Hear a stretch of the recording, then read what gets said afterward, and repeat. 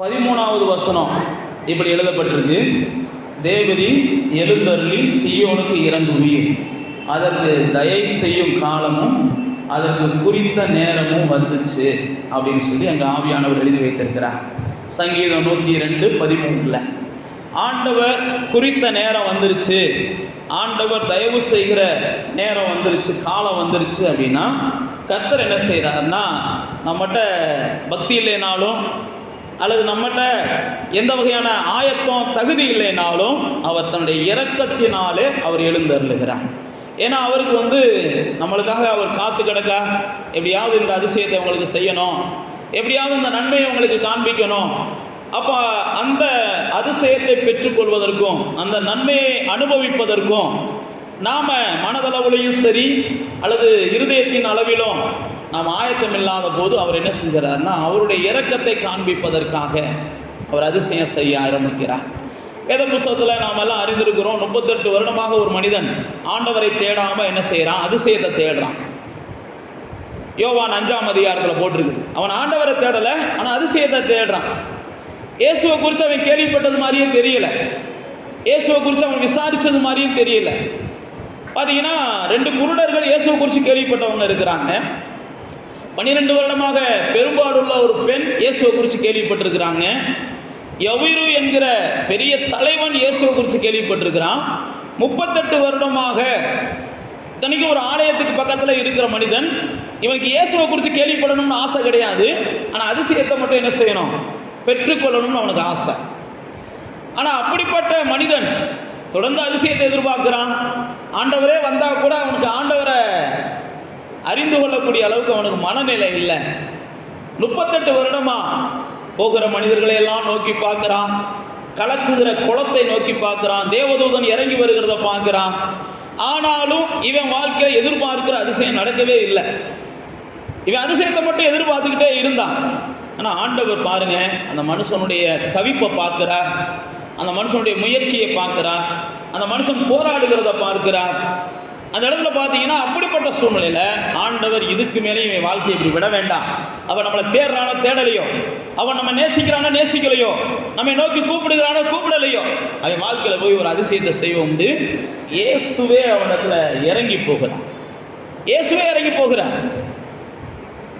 கானானிய பெண்மணி இயேசுவை நோக்கி கூப்பிட்டுக்கிட்டே இருக்கிறாங்க, என் மகனுக்கு இறங்குங்க, என் மகளுக்கு இறங்குங்கன்னு சொல்லி. பைபிளில் போட்டிருக்கு, இயேசு கூப்பிடும் போது கவனியாதவர் போல போனார்னு பைபிளில் போட்டிருக்கு. கவனியாதவர் போல போன இயேசு கூப்பிடாத ஒருத்தன் போய் என்ன செய்கிறாரு, என்னப்பா உனக்கு நான் சுகமாக்க விரும்புகிறேன், நீ சுகமாக விரும்புகிறியா, உனக்கு நான் அதிசயம் செய்ய விரும்புகிறேன், நீ ஏற்றுக்கொள்றியான்னு கேட்குறார். ஏன் அப்படின்னா, அவர் இறக்கம் காண்பிக்க ஆரம்பிக்கும் போது அவனை குறித்த நேரம் வந்துருச்சு. இன்னும் இவங்க நம்மளை அறிஞ்சுக்கிற மாட்டேன்றாங்க, இன்னும் நம்மளை அவங்க நேசிக்க மாட்டேன்றாங்க, இன்னும் நம்மளை பின்பற்ற மாட்டேன்றாங்க. நம்ம இவங்களுக்கு அதிசயத்தை செஞ்சாலும் அவங்க அந்த அதிசயத்தை தான் நாடுறாங்க, ஆனால் எனக்கான அந்த இடத்தை அவங்க மறுக்கிறாங்களே அப்படின்னு சொல்லி ஆண்டவர் அவங்க வாழ்க்கையில் இவர் போய் என்ன செய்கிறாருன்னா, தன்னையே வெளிப்படுத்துகிறார். எப்பா, நீ என்னை நேசிக்கிறியோ நேசிக்கலையோ, நான் உன்னை நேசிக்கிறேன். நீ என்ன தேடுறியோ தேடலையோ, நான் உன்னை தேடுறேன். நீ என்கிட்ட எந்த அளவுக்கு உண்மையாக இருக்கிறேன்னு தெரியாது, ஆனால் நான் உனக்கு பிரயாசத்தை பார்க்குறேன், நான் உனக்கு உண்மைக்கு உதவி செய்ய விரும்புகிறேன்னு சொல்லி பாருங்க. எந்த மனுஷனும் உதவி செய்யாத ஒரு மனுஷனுக்கு எந்த மனுஷனும் செய்ய முடியாத ஒரு பெரிய உதவியை இயேசு செய்கிறார். அந்த உதவியை வேற எந்த மனுஷனும் அந்த மனுஷனுக்கு செய்ய முடியாது. மற்றவங்க செஞ்சிருந்தா என்ன செஞ்சுருப்பாங்க, இந்த இடத்துல இருக்கிறவனை கொண்டு போய் அந்த இடத்துல வச்சுருப்பாங்க, அல்லது அந்த இடத்துல இருக்கிறவனை கொண்டு போய் அந்த இடத்துல உட்கார வச்சுருப்பாங்க. ஆனால் இயேசு அந்த மனுஷனை தொட நினைச்சதுனால யாருடைய உதவியும் இல்லாமல் இவன் வாழக்கூடிய ஒரு வாய்ப்பை அவனுக்கு இயேசு உருவாக்கி தந்தார். யாருடைய ஒத்தாசையும் இல்லாமல் இவன் ஓடக்கூடிய வாய்ப்பை இயேசு உருவாக்கி தந்தார். அப்போ நம்முடைய வாழ்க்கையில் தேவன் குறித்த நேரம் வந்துருச்சுன்னா யாருடைய உதவியும் இல்லாமல் நான் வாழக்கூடிய வாய்ப்புகளை கர்த்தர் உருவாக்கி தருவார். யாருடைய உதவியும் இல்லாமல் நாம் எழுந்து ஓடக்கூடிய வாய்ப்புகளை கர்த்தர் உருவாக்கி தருவார். ஆனால் அங்கே வேதம் சொல்லுகிறது, அதற்குன்னு தேவன் ஒரு நேரம் வச்சிருக்கிறார். தேவன் குறித்த நேரம் வரைக்கும் நீங்களும் நானும் காத்திருக்கணும் அப்படின்னு யாக்கோபு சொல்லுகிறார். பயிரிடுகிறவன் ஒரு பயிரிட்ட உடனே அந்த பயிரினுடைய பலன் வருவதற்கு வரைக்கும் அவன் காத்திருக்கிறான். ஒரு நெல்லை விதைச்சாச்சுன்னா அந்த நெல் முத்துகிற அளவுக்கு அவன் காத்து கிடக்கிறான். அல்லது ஒரு வாழையை விதைச்சாச்சுன்னா அந்த வாழையினுடைய பலன் பக்குவம் அடைகிறது வரைக்கும் காத்து இருக்கிறான். எந்த பலனை தொட்டாலும், எந்த பயிரை தொட்டாலும் யாக்கோபு 5ஆம் அதிகாரத்தில் சொல்றார், பயிரிடுகிறவன் அது பலனை பெறுகிறது வரைக்கும் காத்திருக்கிறான். அதே மாதிரி தான் தேவ பிள்ளைகளாகிய நானும் நீங்களும் தேவனிடத்தில் கேட்கிற எல்லா காரியத்தையும் தேவன் நிறைவேற்றுகிறார். பைபிளில் போட்டிருக்கு, அதற்கு தயை செய்கிற காலம், ஏற்ற நேரம் வரணும் அப்படின்னு போட்டிருக்கிறார். ஏசாயாவில் இந்த வாக்குத்தத்தத்தை தான் ஆண்டவர் சொல்றாரு, ஏற்ற நேரம் வந்துருச்சுன்னா அதை நான் தீவிரமாக நிறைவேற்றுவேன்றார். ஏற்ற நேரம் உங்கள் வாழ்க்கையில் வந்துருச்சுன்னா அதை யாரும் தடுக்க முடியாது. அதை தான் இந்த மாதத்தின் வாக்குத்தத்தமாக நம்ம எடுக்கிறோம். 60ஆம் அதிகாரத்தில், ஏசாயாவில் 60ஆம் அதிகாரத்தில் 22ஆம் வசனம் போட்டிருக்குது, சின்னவன் 1000மோ சிறியவன் பலத்த ஜாதியுமாவான், கர்த்தராகிய நான் ஏற்ற காலத்தில் இதை தீவிரமாக செய்வேன்றார். கர்த்தர் குறிச்ச நாட்கள் வந்துருச்சுன்னா, கர்த்தர் நமக்கு செய்ய விரும்பின நாட்கள் வந்துருச்சுன்னா அதை ஆண்டவர் என்ன செய்யறாருன்னா தாமதம் இல்லாமல் உடனே செய்ய வேண்டும் என்று இறங்கி வருகிறார். அதனால தான் இங்கே போட்டிருக்கு, ஏற்ற காலத்தில் நான் செய்ய வேண்டியதை தீவிரமாக செய்வேன். இங்கே பார்த்தீங்கன்னா அந்த ஏசாயா 60ஆம் அதிகாரத்தை வாசிச்சு பார்த்தீங்கன்னா, எழும்பி பிரகாசி உன் ஒளி வந்துருச்சு அப்படின்னு ஆரம்பிப்பார். எழும்பி பிரகாசி உன் மேலே கர்த்தருடைய மகிமை உதிக்க போகுதுன்னு ஆரம்பிப்பார். அப்போ சில நேரத்தில் கர்த்தர் செய்ய வேண்டிய காரியங்கள் நம்முடைய பார்வையில் தாமதமாகலாம். நம்முடைய பார்வையில் நாம் எதிர்பார்க்கிற காரியங்களை செய்ய கர்த்தர் ஏன் இவ்வளோ தூரம் தாமதிக்கிறார் அப்படின்லாம் கூட நமக்கு தோணலாம். ஆனால் கர்த்தர் பார்த்தீங்கன்னா தன்னிடத்தில் அன்பாக இருக்கிறவங்களுக்கு தான் செய்கிற அதிசயம் அது ஒரு அசாதாரணமாக இருக்கணும்னு எதிர்பார்க்கிறார். தன்னிடத்தில் அன்பாக இருக்கிறவங்களுக்கு தான் செய்கிற அதிசயத்தை அவங்க ஆயுள் இருக்கிறது வரைக்கும் அவங்கள சுற்றி இருக்கிறவங்க ஆண்டவர் இவங்களுக்கு இந்த அதிசயத்தை செய்தார்னு பேசணும் அப்படின்னு ஆண்டவர் எதிர்பார்க்கிறார். அப்போ நானும் நீங்களும் ஒன்றை புரிந்து கொள்ளணும், ஆண்டவரிடத்தில் நாம் அன்பாக இருக்கிறதையும் அவர் நம்ம மேல அன்பாக இருக்கிறதையும் ஆண்டவர் சாதாரணமாக வெளிப்படுத்த விரும்பலை, அசாதாரணமாக வெளிப்படுத்த விரும்புகிறார். சாதாரண அதிசயங்கள் மூலமாக வெளிப்படுத்த விரும்பலை. யோவான் 11ஆம் அதிகாரத்தில் நாம் வாசிக்கிறோம். அங்கே பார்த்தீங்கன்னா லாசரு தேவனிடத்தில் அன்பாக இருக்கிற ஒரு குடும்பம், இயேசுவும் அந்த குடும்பத்தின் மேலே அன்பாக இருக்கிறார். இயேசுவை ரொம்ப நேசிக்கக்கூடியவங்க, இயேசுவை ரொம்ப விசாரிக்கக்கூடியவங்க, இயேசு வந்தாருன்னா அவருக்கு பணிவிடை செய்யக்கூடியவங்க, இயேசுடைய வார்த்தைகளை ரொம்ப செவி கொடுத்து கேட்கக்கூடியவங்க. நீங்கள் அவங்கள குறித்து வாசித்து பார்த்தீங்கன்னா, ஆனால் அந்த குடும்பத்தில் திடீரென்று ஒருத்தன் வியாதிப்படுகிறான். வியாதிப்படுத்த உடனே இயேசுவுக்கு சொல்லி அனுப்புகிறாங்க. சொல்லி அனுப்பின உடனே இயேசு வருவதற்கு தாமதிக்கிறார். சில நேரத்தில் நானும் நீங்களும் சில விஷயங்களை ஆண்டவருக்கு சொல்லுவோம், ஆனால் அந்த சொல்லுகிற காரியங்கள் தாமதமாகும். தாமதமாவதனுடைய விளைவு என்ன ஆகும்னா, ஆண்டவர் வந்து இன்னும் பிரயோஜனம் இல்லை அப்படின்ற மாதிரி ஆகிரும். இனி ஆண்டவர் எனக்கு செஞ்சு பிரயோஜனம் இல்லை, இனி ஆண்டவர் எனக்கு தந்தும் பிரயோஜனம் இல்லை. ஆனால் வேதத்தில் போட்டிருக்கு, அவர் ஏற்ற காலத்தில் எல்லாத்தையும் தீவிரமாக செய்கிறார். ஒரு காரியத்தை நமக்கு தாமதிக்கிறார் அப்படின்னா தேவன் என்ன செய்கிறாருன்னா, ஒரு பெரிய காரியத்தை நம்ம வாழ்க்கையில் இதுவரைக்கும் மற்றவங்க வாழ்க்கையில் செய்யாத ஒரு காரியம், இதுவரைக்கும் மற்றவங்க வாழ்க்கையில் நடக்காத ஒரு காரியத்தை நம்ம வாழ்க்கையில் செய்ய விரும்புகிறார். அதனால் நான் ஆண்டவரிடத்தில் அன்பாக இருக்கிறேன், எனக்கு சகலமும் நன்மைக்கு ஏதுவாகத்தான் ஆண்டவர் செய்வார். நான் தேவனை நேசிக்கிறாள், என் வாழ்க்கையில் எது நடந்தாலும் அது முடிவில் என்ன செய்யும், சந்தோஷப்படுத்தும் அப்படின்ற நிச்சயம் நமக்குள்ளே இருக்கணும். இப்போ பார்த்தீங்கன்னா அப்படிப்பட்ட சூழ்நிலையில் அந்த 11ஆம் அதிகாரத்தில் இயேசு வருவதற்கு தாமதித்த உடனே இந்த வியாதிப்பட்டு இருந்த மனிதன் இறந்து போயிடுறார். இறந்து போன உடனே இயேசு என்ன செய்கிறார், பைபிளில் போட்டிருக்கு, அவனுக்கு இறந்து போனது இயேசுவுக்கு தெரிஞ்சு வாங்க அந்த வீட்டுக்கு போவோன்றார். சீசர்களை கூப்பிட்றார். உடனே சீசர்களில் ஒருத்தர் சொல்கிறாரு, அவன் தான் செத்து போயிட்டான்ல, நாம் அங்கே இடத்துக்கு அப்படின்ற அளவுக்கு பேசுகிறார். இயேசு சொல்கிறாரு, இல்லைப்பா அவன் சாகலை, அந்த இடத்துல தேவநாமம் மகிமைப்பட போகுது, அந்த குடும்பம் தேவனை நேசிக்கிற குடும்பம், அந்த குடும்பத்தை நான் நேசிக்கிறேன் அப்படின்றத வெளிப்படுத்துகிறதுக்கான நேரம் வந்துருச்சு, வாங்க போவோன்ற. அப்போ போன உடனே அந்த இறந்து போனவனுடைய சகோதரி வந்து இயேசுவை சந்திக்கிறாங்க.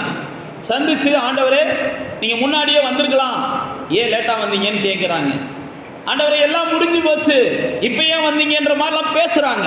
ஆனால் இயேசு என்ன செய்கிறார், எதுவுமே முடியலை, நான் வந்திருக்கிறேன், எல்லாம் நல்லதாக நடக்கும், நீ முடிஞ்சு வச்செல்லாம் பயப்படாத, நான் பார்த்துக்கிறேன்னு பேசுகிறார். ஆனால் அந்த அம்மா அப்போ இருந்த அந்த துன்பத்தில், அப்போ இருந்த குழப்பத்தில் இயேசு சொன்னதையே காதில் வாங்கலை.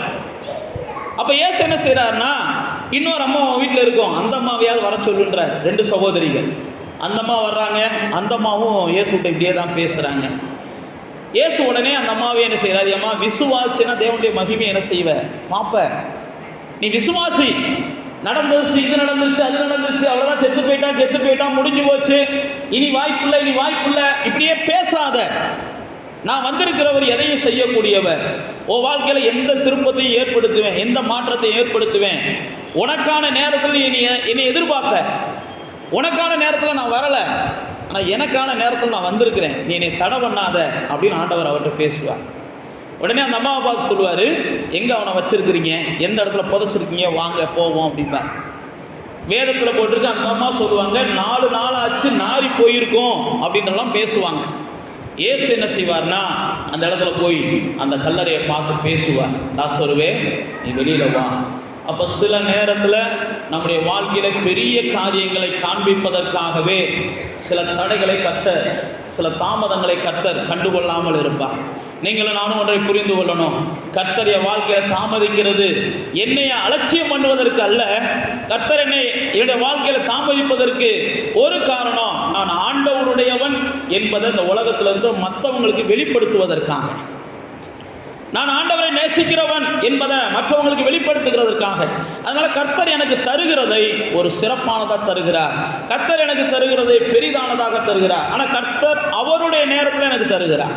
ஒருவேளை நான் என் நேரத்தில் அவர்கிட்ட எதிர்பார்க்கிறேன், ஏன்னா நான் இப்போ நடந்தால் நல்லதுன்னு நினைக்கிறேன். ஆனால் ஆண்டவர் என்ன செய்கிறார், எப்போ நமக்கு எதை செய்யணுமோ அதை நேர்த்தியாக அவர் செய்கிறார். எப்பயுமே அவர் தாமதம் இல்லாமல் இன்னைக்கு செய்ய வேண்டியதை நேற்றைக்கே செய்கிறவர் அல்ல, இன்னைக்கு செய்ய வேண்டியதை நாளைக்கு செய்கிறவரும் அல்ல.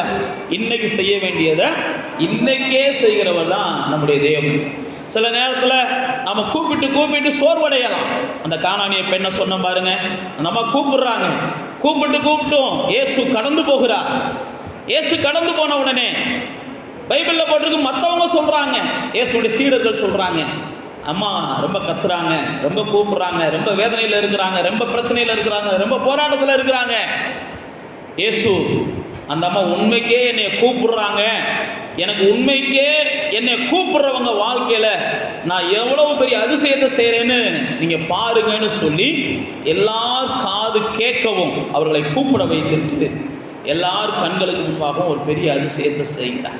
அப்போ சில நேரத்தில் நம்முடைய கூப்பிடுகிற சத்தம் கர்த்தர் கவனிக்காததை போல இருக்கலாம். ஆனால் நம்ம உண்மையாக கூப்பிட்றோம்னா, உண்மையாக கூப்பிட்றவங்களுக்கு அவர் என்னைக்கும் சமீபமாக இருக்கிறார்னு பைபிளில் போட்டிருக்கு. உண்மையாக கூப்பிட்றவங்களுக்கு அவர் எப்பயுமே நன்மை செய்கிறார்.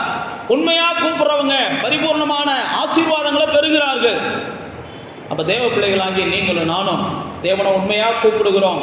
சில நேரத்தில் சில காரியங்கள் தாமதமாகிறது, சில நேரத்தில் நாம் எதிர்பார்க்கிறதுக்கு எதிர்மறையாக நடக்கிறது. ஆனால் ஒன்றை புரிந்து கொள்ளணும், தேவன் குறித்திருக்கிற நேரத்தில் என் வாழ்க்கையில் எல்லாம் என்ன செய்யும், நடக்கும்.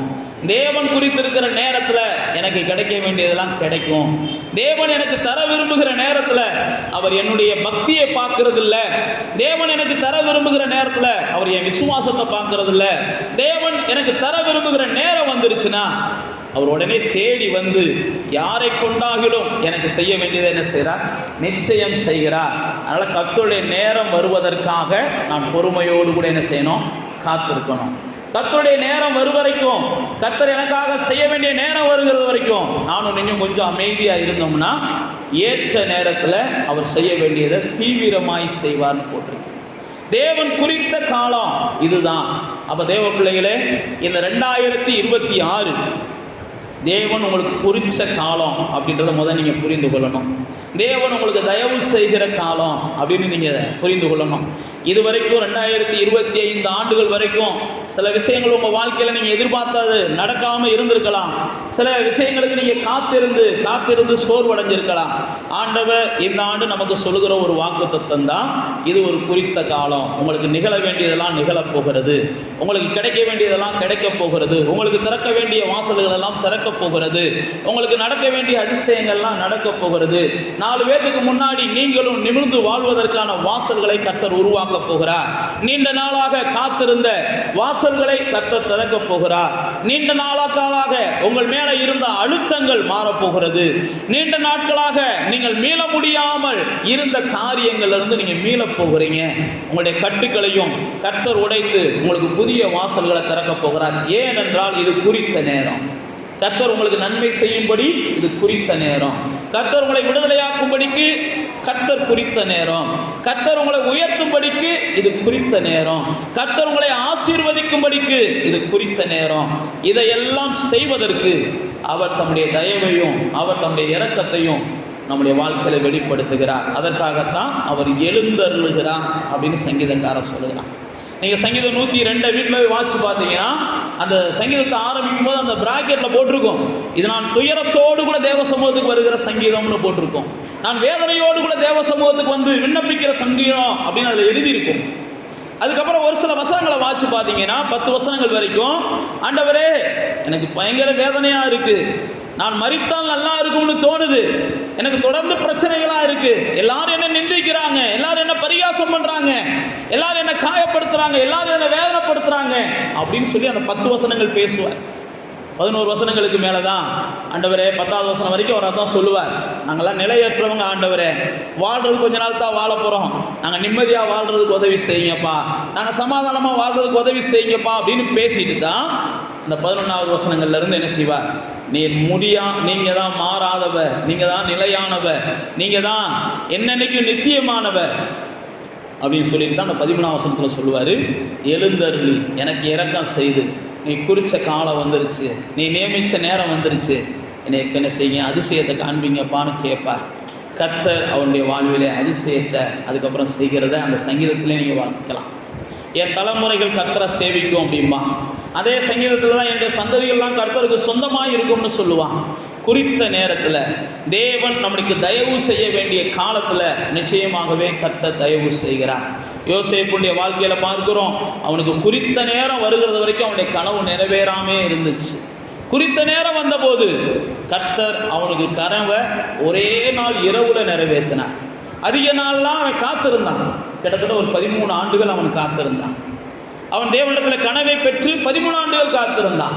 ஆனால் கர்த்தர் கண்டிப்பாக என்ன செஞ்சார், நிறைவேற்றினார். அதே மாதிரி தான் தாவீது தேவனாலே அபிஷேகம் பண்ணப்பட்டு பல ஆண்டுகள் காத்திருந்தான். அந்த காத்திருக்கிற நாட்கள்ல யோசேப்புக்கும் சரி தாவீதுக்கும் சரி நிறைய வகைகள் வந்துச்சு, நிறைய பிரச்சனைகள் வந்துச்சு, நிறைய போராட்டங்கள் வந்துச்சு, நிறைய பொய் சொற்கள், அது பழி போட்டாங்க, நிறைய பழியை போட்டாங்க, நிறைய காயப்படுத்தினாங்க, வேதனைப்படுத்தினாங்க. ஆனால் அவங்களுக்கு தெரியும், கர்த்தர் எனக்கு குறித்த நேரம் வருகிறது வரைக்கும் இதெல்லாம் நடக்கும், நான் அவசரப்பட மாட்டேன். எனக்கு கர்த்தர் குறித்த நேரம் வந்துருச்சுன்னா இதெல்லாம் மறைஞ்சு போகும். ஆண்டவர் என்னை இவங்களுக்கு முன்பாக உயர்த்துவார், இவங்களுக்கு முன்பாக மேன்மைப்படுத்துவார். யாரெல்லாம் என்னை நிந்திச்சாங்களோ, யாரெல்லாம் என்னை தூசிச்சாங்களோ, யாரெல்லாம் என்னை வேதனைப்படுத்துனாங்களோ, யாரெல்லாம் என் மேலே பழிய போட்டாங்களோ, அவங்கெல்லாம் என்னை பார்த்து பயப்படுகிற அளவுக்கு, என்னை பார்த்து பணிகிற அளவுக்கு, என்னை பார்த்து பாக்கியவான் பாக்கியவதி என்று சொல்லுகிற அளவுக்கு கர்த்தர் ஒரு நாளை கொண்டு வருவான் என்று அவங்கெல்லாம் பொறுமையாக இருந்தாங்க. கர்த்தருடைய வார்த்தையை நீங்கள் வாட்சி பார்த்தீங்கன்னா தெரியும், அவர்களுக்கான நாள் வந்தபோது எல்லாம் மாறிச்சு. பேசினவங்க எல்லாம் என்ன செஞ்சாங்க, அவர்களுக்கு கீழாக இருக்கக்கூடிய காலங்களை அவர்கள் கண்கள் கண்டது. அதனால் தேவ பிள்ளைகளே, உங்களுக்கும் வாழ்வை கொடுக்கும்படி கர்த்தர் ஒரு நாளை குறிச்சிருக்கிறார். உங்கள் வாழ்விலும் சில அதிசயங்களை செய்யும்படி கர்த்தர் ஒரு நாளை குறிச்சிருக்கிறார். அதனால் தாமதிக்குது, தடைப்படுது, நடக்காமல் போச்சு, அவ்வளோதான் முடிஞ்சு போச்சு அப்படின்லாம் யோசிக்காதீங்க. கண்டிப்பாக கர்த்தர் நம்முடைய தயவினாலே, கர்த்தர் கண்டிப்பாக நம்முடைய இரக்கத்தினாலே, நம்முடைய விசுவாசத்தினால நாம் பெற்றுக்கொள்ள முடியாததை, நாம் ஜெபத்தினால பெற்றுக்கொள்ள முடியாததை, நாம் தேவனிடத்திலிருந்து நாம் பக்தியினால பெற்றுக்கொள்ள முடியாததை, சக்தியினால பெற்றுக்கொள்ள முடியாததை நீங்களும் நானும் அவருடைய தயவினாலேயும் அவருடைய இரக்கத்தினாலையும் பல அதிசயங்கள் என்ன செய்ய போகிறோம், இந்த ஆண்டு பெற்றுக்கொள்ள போகிறோம். அதனால் நீங்களும் நானும் இந்த ஆண்டு தேவனுடைய தயவை அதிகமாக நினைப்போம், தேவனுடைய இரக்கத்தை அதிகமாக நினைப்போம். நீங்கள் தேவனுடைய நேரத்தை சரியாக புரிந்து கொள்ளணும் அப்படின்னா தேவனோடு அதிகமாக நேரத்தை செலவிடணும். நீங்கள் தேவனோடு நேரத்தை செலவிட்டால் தான் உங்களுடைய சிந்தையில் தேவனை பற்றிய சிந்தைகள் இருக்கணும், உங்களுடைய இருதயத்தில் தேவனை பற்றிய எண்ணங்கள் இருக்கணும். நீங்கள் தேவனை பற்றிய சிந்தனைகள் எண்ணங்கள் தேவனோடு கூட நேரம் செலவழிக்கிற சூழ்நிலைகள் வந்தால் தான் குறித்த நேரம் எது என்று சொல்லி அறிந்து கொள்ளவும், குறித்த நேரத்தில் உங்கள் வாழ்க்கையில் நடக்க வேண்டியதையெல்லாம் நீங்கள் பெற்றுக்கொள்ளவும் கர்த்தர் உங்களுக்கு உதவி செய்வார். சில நேரத்தில் கர்த்தர் குறித்த நேரத்தை நாம் அறியாமல் கூட தவற விடுகிற காலங்கள் வரும். கர்த்தரோடு நம்ம சரியான உறவுல இல்லைன்னு வைங்களேன், கர்த்தர் குறித்த நேரத்தை நம்ம என்ன செஞ்சுருவோம், தவற விட்டுருவோம். எருசலேம் பட்டணம் இயேசு வந்தபோது சந்திக்க வேண்டிய மீட்பை சந்திக்காமல் போச்சுன்னு சொல்லி இயேசு அந்த பட்டணத்தை பார்த்து கண்ணீர் விடுவார். சமாரியா பெண்ணை பார்த்து இயேசு சொல்வார், நான் யாருன்னு உனக்கு அறியலை, நான் யாருன்னு உனக்கு தெரிஞ்சிருந்துச்சுன்னா நீ என்ன செஞ்சிருக்க மாட்ட, என்கிட்ட இவ்வளோ தூரம் வாக்குவாதம் பண்ணியிருக்க மாட்டேன், நீ என்கிட்ட தண்ணி கேட்டிருப்ப. அப்போ இந்த நேரத்தை தவற விடாத. எருசலேம் பட்டணம் தவற விட்டுச்சு, தீரு சீதோன் பட்டணங்கள் தேவனுடைய நேரத்தை தவற விட்டுச்சு. பைபிளில் போட்டிருக்கு, சவுல் கூட தேவனுடைய நேரத்தை தவற விட்டான். தேவனோடு சரியான ஐக்கியம் இல்லை அப்படின்னா தேவன் நம்ம வாழ்க்கையில் குறித்த நேரத்தில் செய்ய வேண்டியது தடைபடும், அது தள்ளி போகும். நீங்கள் தேவனோடு சரியான தொடர்பில் இருந்தீங்கன்னா தான் உங்கள் வாழ்க்கையில் எல்லாமே நேர்த்தியாக அதினதின் காலத்தில் செம்மையாக நடக்கும். எதுவும் தடைபடாது, எது தாமதமாகாது. ஏன்னால் தேவன் ஏற்ற காலத்தில் எல்லாவற்றையும் செய்கிறவர். ஏற்ற நேரத்தில் மழையை பெய்ய பண்ணுகிறார், ஏற்ற நேரத்தில் சூரியனை உதிக்க பண்ணுகிறார், ஏற்ற நேரத்தில் சந்திரனை கொண்டு வருகிறார், ஏற்ற நேரத்தில் நம்முடைய வாழ்க்கையில் எல்லாம் செய்கிறார். அதனால் நீங்களும் நானும் தேவனோடு இந்த ஆண்டு சரியான உறவோடு இருந்தோம்னா எல்லா காரியத்தையும் சரியான நேரத்தில் நாம் பெற்றுக்கொள்ளுவோம். அப்படியே கண்களை மூடி தேவனை நோக்கி பார்த்து, ஆண்டவரே இது எங்களுக்கான நாட்கள், எங்கள் வாழ்க்கையில் ஆண்டவரே நாங்கள் வாழ்ந்திருக்கக்கூடிய நாட்கள், எங்கள் வாழ்க்கையில் நாங்கள் எதிர்பார்த்த நன்மைகளையெல்லாம் பெறக்கூடிய நாட்கள், எங்கள் வாழ்க்கையில் நாங்கள் எதிர்பார்த்த அதிசயங்களையெல்லாம் பெறக்கூடிய நாட்கள். இது எங்களுக்கு நீங்கள் தயவை வெளிப்படுத்துகிற நாட்கள், நீர் எங்களுக்கு இரக்கத்தை வெளிப்படுத்துகிற நாட்கள். ஆண்டவரே இது நீ எங்கள் மேலே வைத்திருக்கிற கிருபையை வெளிப்படுத்துகிற நாட்கள். நாங்கள் ஒப்பு கொடுக்கிறோம் ஆண்டவரே. ஏற்ற நேரத்தில் எல்லாவற்றையும் நாங்களும் அறுவடை செய்ய எங்களை ஆசீர்வதிப்பீராக. ஏற்ற நேரத்தில் ஆண்டவரே எங்களுக்கென்று நீங்கள் நியமித்திருக்கிற ஓட்டத்தை நாங்கள் ஓடி முடிக்கும்படிக்கு எங்களை ஆசீர்வதிப்பீராக. ஏற்ற நேரத்தில் எங்கள் மேலேயும் ஆசீர்வாதமான மலைகள் பொழிவதற்கு நாங்களும் ஆயத்தமாக இருக்க எங்களை ஆசீர்வதிப்பீராக.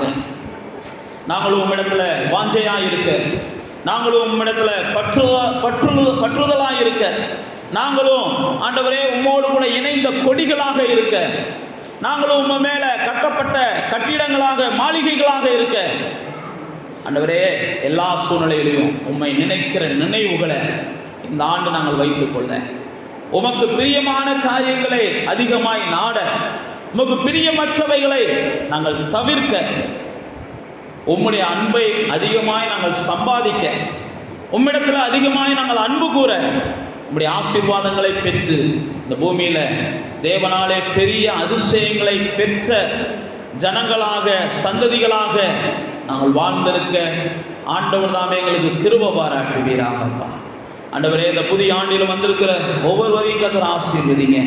இந்த புதிய ஆண்டு அவர்களுக்கான நல்ல நாட்களை, நல்ல வாழ்வை, சந்தோஷத்தின் நாட்களை, ஆரோக்கியத்தின் நாட்களை, ஆனந்தமான நாட்களை தருகிறதாக மாறட்டும் என்று சொல்லி பிதா குமாரன் இயேசுவின் நாமத்தில் பரிசுத்தாவின் நாமத்தில் நாங்கள் ஆசீர்வதி